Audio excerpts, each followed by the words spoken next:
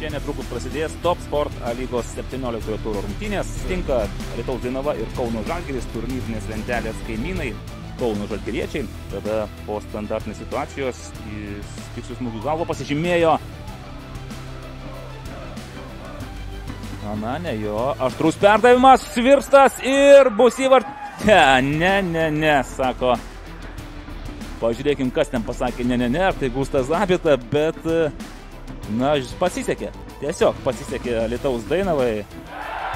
Bando sustabdyti šį futbolininką, o čia Čipuikenvo supergriautas ir Jasonas Noslinas. Kokie čia namų darbai. Labai neblogai padaryti namų darbai. Glebas Gračiovas smūgiavo į vartus ir čia jau renkasi perdavimą. Armandas Kučys nežiūri į vartus, užtat Filipas Dangubičius žiūri ir Airidas Mickevičius. Pirmas gal tas epizodas netoks sėkmingas, bet kuriuo atveju lygiosios 0-0 po 45 minučių.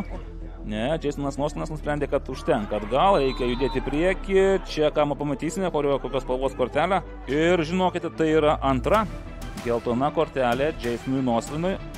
Ir Artūras Dolžnikovas, ar pabėgs? Ar bus išėjimas 1-1, smūgis į vartus, Airidas Mickevičius gelbėja savo komandą ir nukala savo komandai tašką, o Artūras Dolžnikovas galėjo tapti tikrų Kauno Žalgirio didvyriu.